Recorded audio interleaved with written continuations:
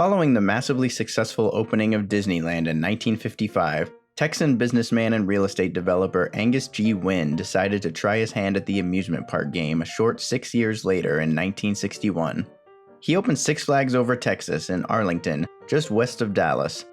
Nowadays, the Six Flags name is synonymous with massive roller coasters, Looney Tunes, and dancing old guys. But for those of us who grew up in the Southeast, one ride stands out from the pack. A ride based on completely original characters and filled with enough animatronics to rival Disney's biggest attractions. You're invited to a picnic at the Monster Mansion.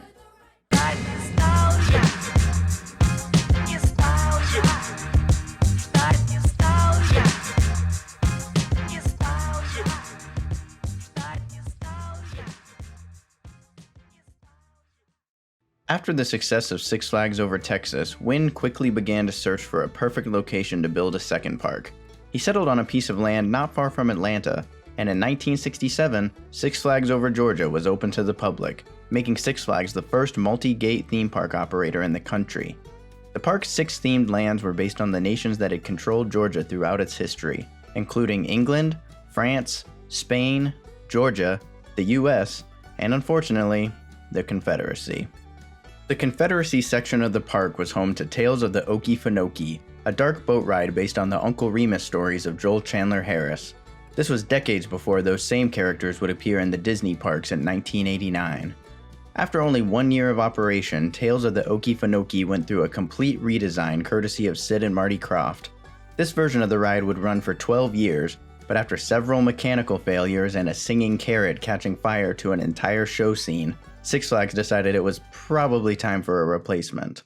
They hired the newly formed Gary Goddard Productions to create a brand new attraction for their 1981 season. It was an impressive team, which included Al Bertino, a Disney animator turned Imagineer who had worked on Mr. Toad's Wild Ride, The Haunted Mansion, and the Country Bear Jamboree. The character Big Al was actually named and modeled after Bertino. The team also included Phil Mendez, an animator who had worked at both Hanna-Barbera and Disney, Anthony Christopher, and Gary Goddard himself. So what happens is that we said, well, we got to have a theme, something to theme this thing with. And now we had to come up with an idea. And I had no idea what the idea was going to be. So we said, okay, why don't we have to make it a sunken plantation? So I was playing with my little granddaughter a little later on, and I was scaring her, and she was scaring me. Then she left the room, then she finally came back, and she says, I'm a big monster. And I says, where did she get that? So I says, if this little kid knows about monsters, this could be a great family ride. The men started pitching each other different monster characters and trying to outdo one another with hilarious gags. When he wasn't standing up imitating how the monsters would act, Phil Mendez was busily sketching some of the fun, colorful characters that would end up in the ride. It would be called the Monster Plantation, and the group came up with a basic plot. The monsters are inviting humans to attend their monster picnic. Guests would travel through a flooded, decaying plantation home and see all of the silly monsters in their antics. We've put everything we can in there. Friendly monsters and monsters that talk to you. And also scare people, because people like to be scared. The first half's kind of like a dream, and the second half's kind of like a nightmare. The first monsters you see are friendly, because we wanted something cute to draw the public in, explained Phil Mendez.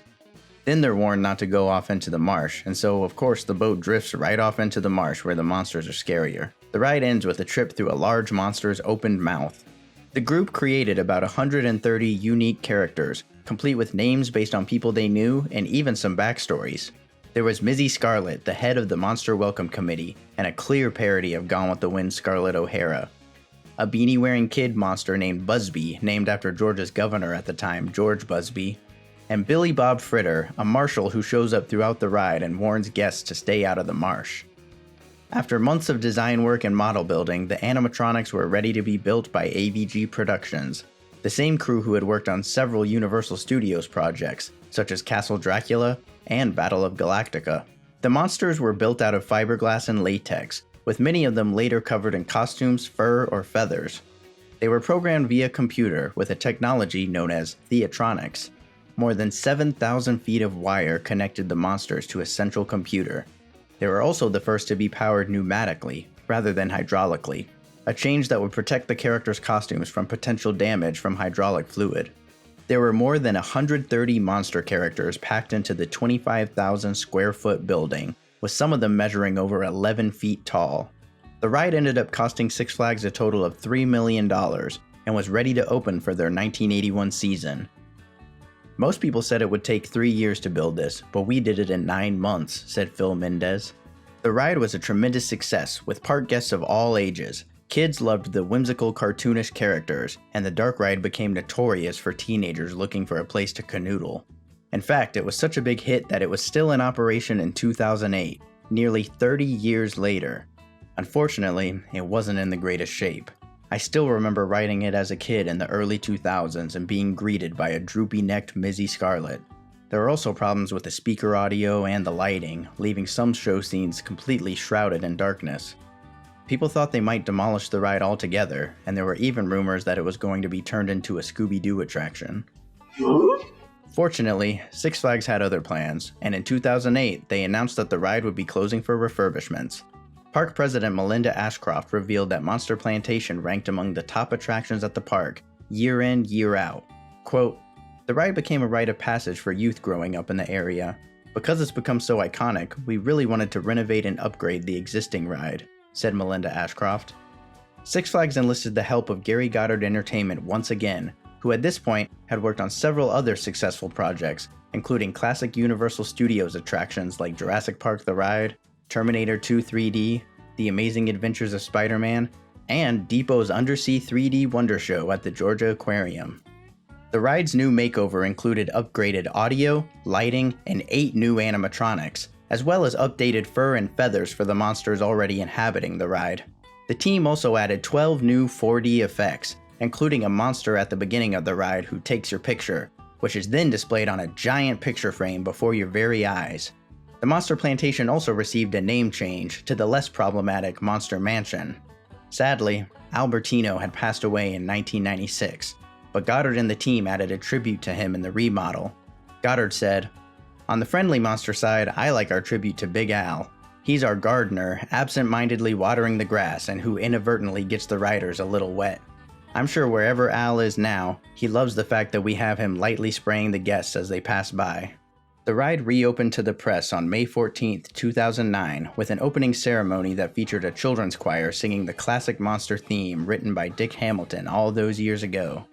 The ride opened to the rest of the public on May 16th that year, and once again, it was a hit.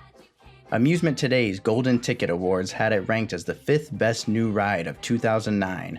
The decision to remodel rather than replace really paid off, and Monster Mansion is still up and running today, delighting a whole new generation of families with its cast of colorful creatures. In a theme park filled with massive steel coasters and intellectual property, it's nice to have a little piece of Disney-like magic in our own backyard. Just don't get stuck in the marsh.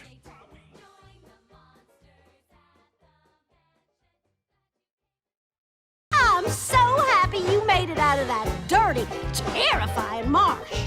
Now, don't you just feel like singing? Thank you so much for watching this episode of Newstalgia. If you'd like to see more photos from behind the scenes of the Monster Mansion, you can follow us on Twitter and Instagram, where we'll be posting some bonus content from this episode. You can also subscribe to our channel for more episodes of Newstalgia and some other fun things happening soon. And we'll see you next time.